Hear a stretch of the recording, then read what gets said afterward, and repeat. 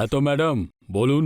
Inspector sir, আমি বলছি আপনাকে, কয়েক মাস আগে আমার কাছে একটা কল এসেছিল। ওই লোকটা আমায় বলেছিল ওর নাম প্রতীক, আর ও এটাও বলেছিল যে ও একটা ফিল্ম প্রডিউস করতে চলেছে।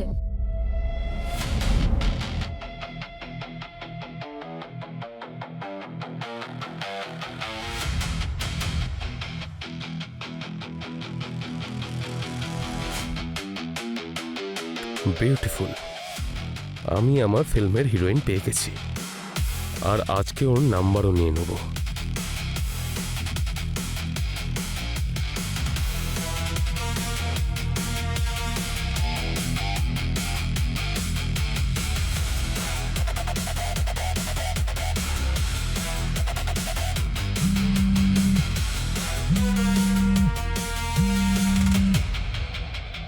হ্যালো। হ্যালো, সুনয়না ম্যাডাম, আমার নাম হলো প্রতীক। আমি একটা ফিল্ম প্রডিউস করছি, আর সেই জন্যই আপনার সঙ্গে একবার দেখা করতে চাইছি। কারণ আমি আপনাকে অ্যাজ আ হিরোইন ওখানে কাস্ট করতে চাই, আর যদি আপনি একটা দেখা করার সময় আমাকে দেন তাহলে সামনাসামনি বসে সমস্ত কিছু ফাইনাল করে নিতে পারবো। ঠিক আছে, আপনি আপনি একটা কাজ করুন, কাল বিকেলে 4টের সময় আমার বাড়িতে চলে আসুন, আমি অ্যাড্রেস পাঠিয়ে দিচ্ছি। Thank you so much.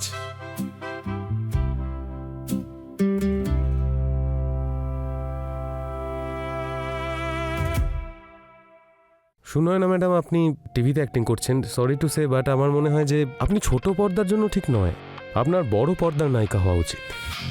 আর আমি পুরোপুরি নিশ্চিত যে এই সিনেমাটা করার পর আপনি পুরো পৃথিবীতে ফেমাস হবেন। এই সিনেমাটা একজন বোকা বোকা ছেলে আর একজন হিরোইনের love story, and trust me, আজ অবধি এরকম সিনেমা তৈরি হয়নি। আর আমার ফার্স্ট আর লাস্ট চয়েস হিরোইনের জন্য আপনিই ছিলেন এই সিনেমার জন্য। যদি আপনি না করে দেন এই সিনেমাটা করার জন্য, তাহলে ট্রাস্ট মি, আমি সিনেমাটাই বানাবো না। ডিরেক্টরকে সেটা নিয়ে আপনি টেনশন করবেন না। This is a big banner film. এর ডিওপি, ডিরেক্টর সবাই ইন্ডাস্ট্রির টপ টপ লোক হবে, আর এটা আমরা পুরোটাই ফরেনে শ্যুট করব। Wow, that's great. অফকোর্স আমি ফিল্মটা করতে চাই, আমি করব। এই নিন signing amount. Oh thank you, thanks a lot. তাহলে কালকে আপনি আমার অফিসে চলে আসুন, একটা ফর্মাল কন্ট্রাক্ট সাইন করে নিই, আর আপনার ক্যারেক্টার ওয়াইজ আপনার লুকটাও ডিজাইন করে লক করে ফেলবো। হ্যাঁ হ্যাঁ, ঠিক আছে। তাহলে আজ আসি, কাল দেখা হচ্ছে। Sure. Thank you so much. Thank you.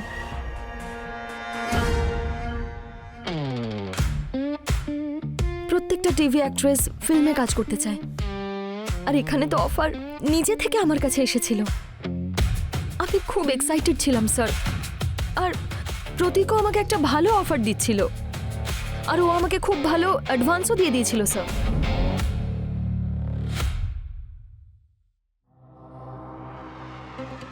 High.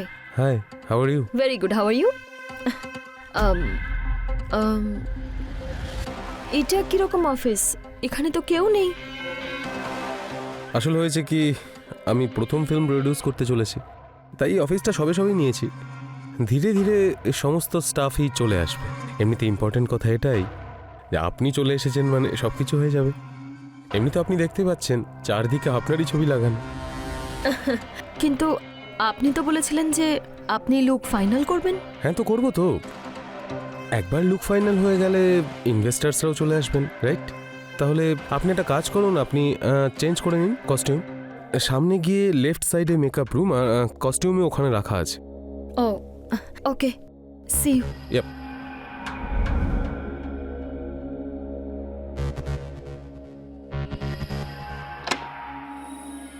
May I come in? Yeah sure.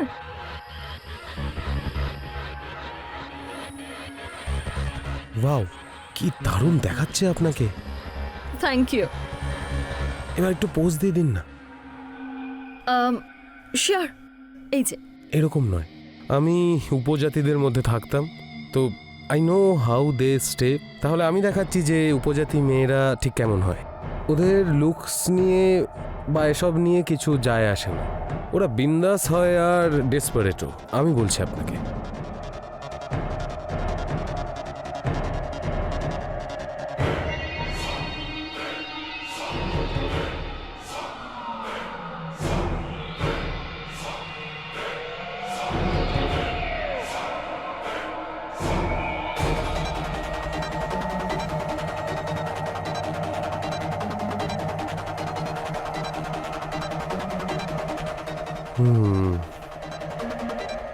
দেখুন এরকম হয়, এবার কোনো একটা পোজ দিন। আপনাকে টেন্সড মনে হচ্ছে, বডিটা একটু লুজ করে দিন না, একদম লুজ ছেড়ে দিন, তারপর আমরা করছি। আপনি কনসাস হয়ে যাচ্ছেন, পুরো বডিতে একটু টেনশন মনে হচ্ছে। আপনি কনফিডেন্স থাকুন না, আমি দেখাচ্ছি আপনাকে। দেখুন আপনি এরকম করুন, হ্যাঁ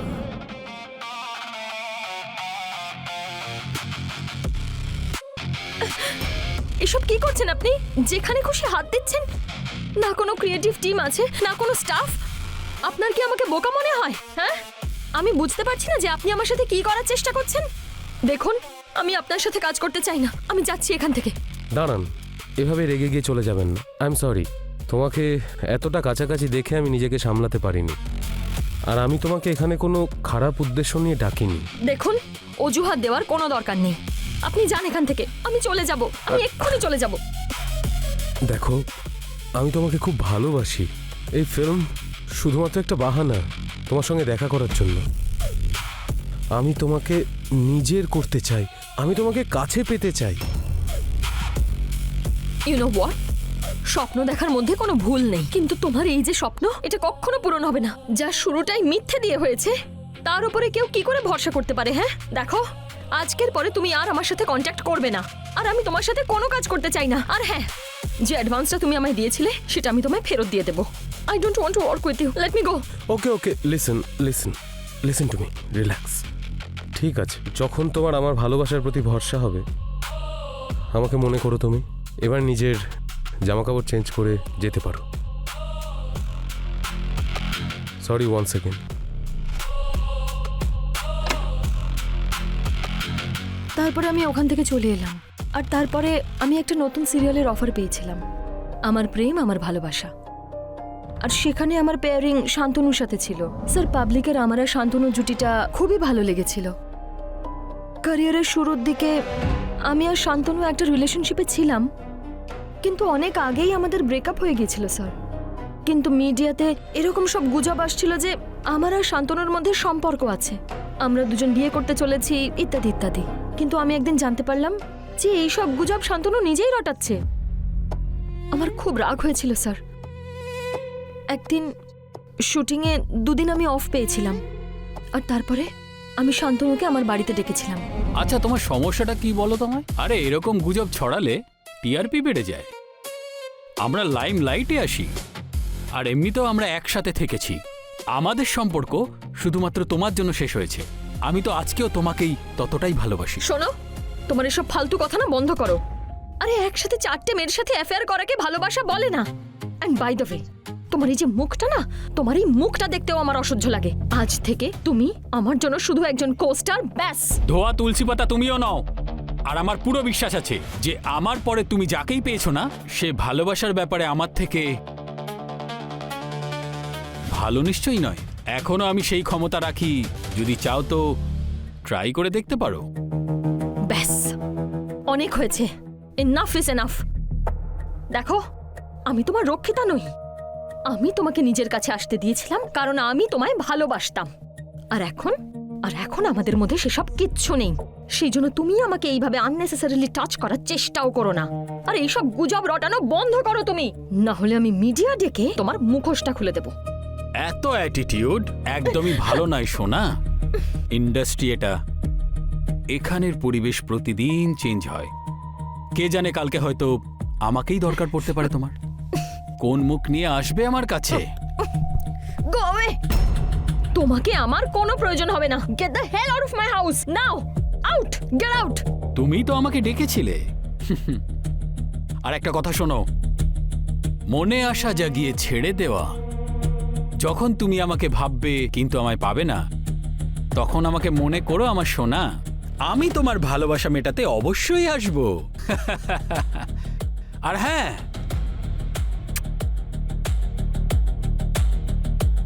শান্তনুর এই ব্যবহারে আমার মুডটা একদম খারাপ হয়ে গিয়েছিল স্যার। আর ও যাওয়ার পরে আমি নিজেকে নর্মাল করার জন্য খুব ড্রিঙ্ক করছিলাম, আর তখনই দরজায় বেল বাজলো।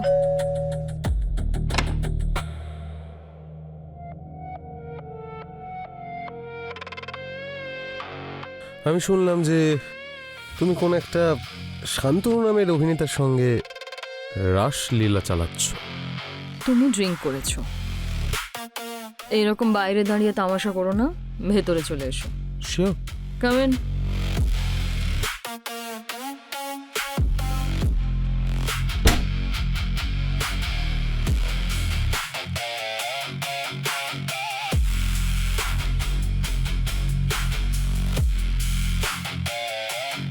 আর দেখো, আমি তোমার টাকা ফেরত দিয়ে দিয়েছি। এখন আমি যার সাথেই থাকি, যাই করি, তোমার তাতে কিচ্ছু যায় আসার কথা না, বুঝেছো? যায় আসে আমার। আমি তোমাকে ভালোবাসি, আর আমি তোমাকে অন্য কারোর সঙ্গে দেখতে পারবো না। মিডিয়াতে যে খবরটা চলছে সেটা কি সত্যি নাকি মিথ্যে? যদি আমি বলি যে এগুলো সব সত্যি, তো কি করবে তুমি? তাহলে তাহলে আমি নিজের জীবন দিয়ে দেব। 1 2 কি করছো?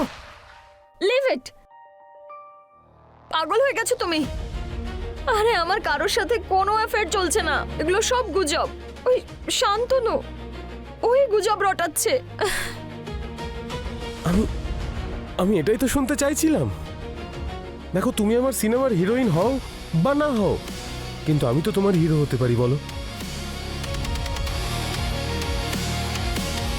কিন্তু আমার জীবনের হিরো হওয়া এতটাও সহজ নয়।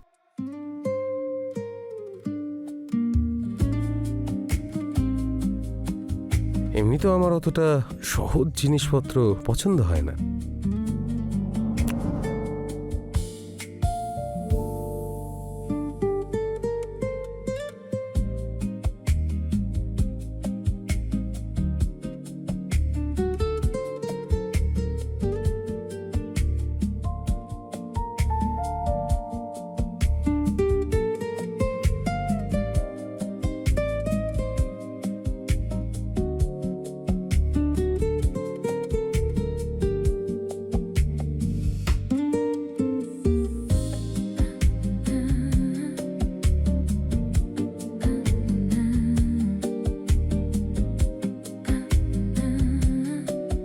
সেদিন আমি প্রতীকের সাথে সব সীমা পেরিয়ে গিয়েছিলাম।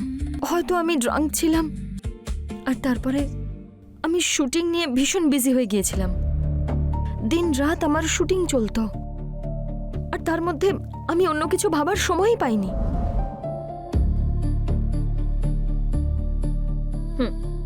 Thank you. স্পট দাদা, একদিন আমার 12টার সময় শুট প্যাক আপ হয়ে গিয়েছিল। আমি ভেবেছিলাম যে একটু ফুর্তি করা যাক, আর অনেক দিন ধরেই প্রতীকের কল আসছিল আমার কাছে, কিন্তু আমি ওর কল তুলছিলাম না। কিন্তু ওদিন কিছু না ভেবেই আমি ওকে কল করে ফেলেছিলাম স্যার।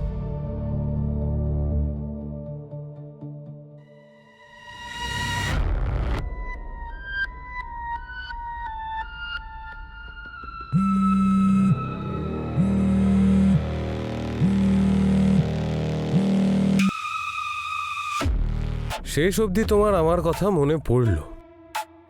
এতদিন ধরে ফোন তুলছিলে না কেন? আমি না খুব বিজি ছিলাম, ভেবেছিলাম ব্রেক পেলে তোমাকে ফোন করে নেব। কেমন আছো? ওই দিনের পর থেকে তো কোনো কাজেই মন বসাতে পারি না, সব সময় তোমার কথা মনে পড়ে। আচ্ছা শোনো না, আমি বাড়িতে একাই আছি, পারলে চলে এসো।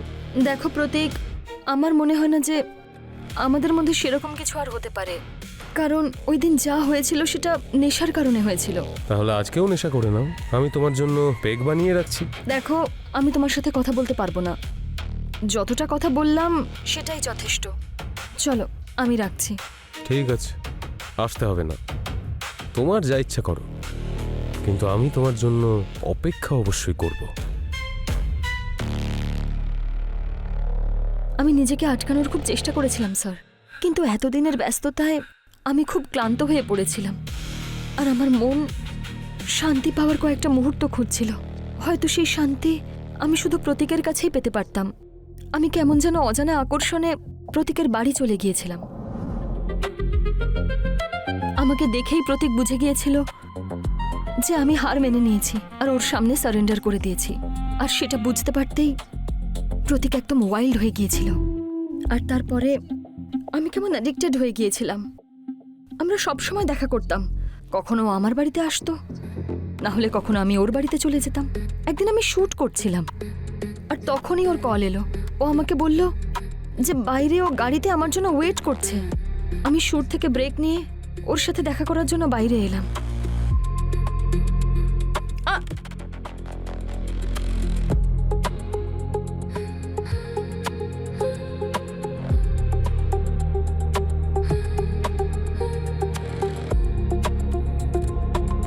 আর আমি সামলাতে পারছি না, চলো বিয়ে করে নি। প্রতীক, আমি তোমায় কবে বলেছিলাম যে আমি তোমাকে বিয়ে করব? এটা কি বলছো তুমি? আমরা সে সমস্ত কিছু করেছি যেগুলো বিয়ের পর হয়। হুম, দেখো, বিয়ে একটা রেসপন্সিবিলিটি, একটা বন্ধন, আর আমি কোনো বন্ধনে জড়াতে চাই না। দেখো প্রতীক, তুমি প্লিজ অন্য কাউকে বিয়ে করে নাও। তুমি কি জানো তুমি এটা কি বলছো? তুমি তো জানো যে আমি তোমাকে ঠিক কতটা ভালোবাসি। কিন্তু আমি আমার ক্যারিয়ারকে ভালোবাসি, আর এত ইমোশনাল হওয়ারও কোনো দরকার নেই। ইমোশনাল হচ্ছি না আমি, ফিজিক্যাল তো হতে পারি, বলো। প্রতীক, প্রতীক দেখো, আমাকে আবার যেতে হবে। আমি শুটিং ছেড়ে এসেছি। তুমি শুটিং ছেড়ে এসেছো, কিন্তু আমি তোমাকে ছাড়লে তো যেতে পারবে। শোনো, আমার কথাটা শোনো। আরে আমার জামা কাপড় খারাপ হয়ে যাবে, যখন আমি ফিরবো সবাই আমাকে নিয়ে মজা করবে। সবচেয়ে বড় রোগ কি বলবে লোক? হুম,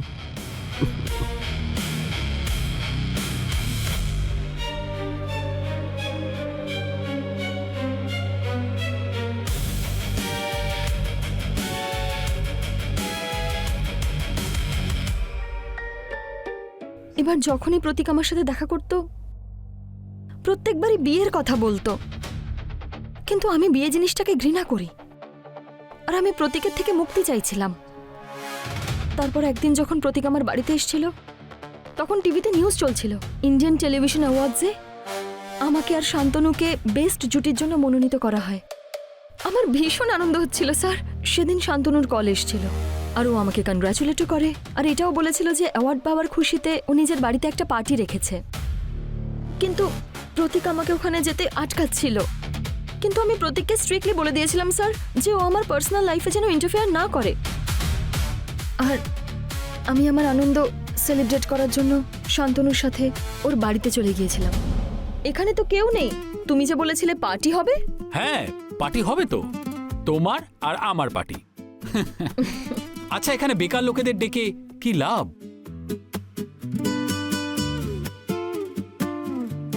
থ্যাংক ইউ। Cheers. চিয়ার্স।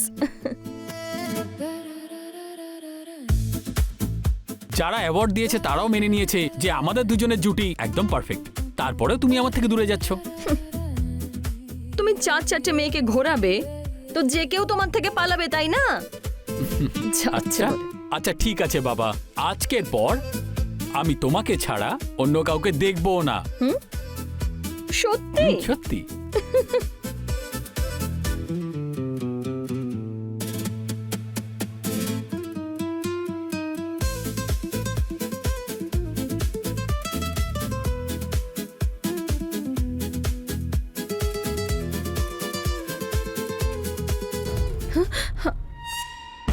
বাহ,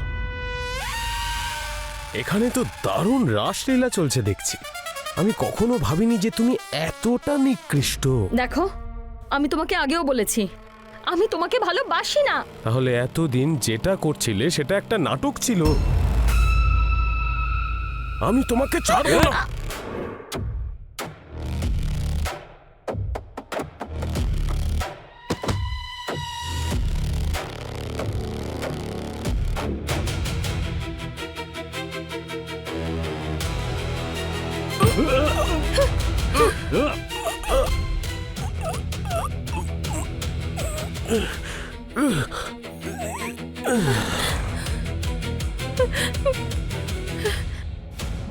ইন্সপেক্টর স্যার, আমাকে বিশ্বাস করুন, আমি ওকে ইচ্ছে করে মারিনি।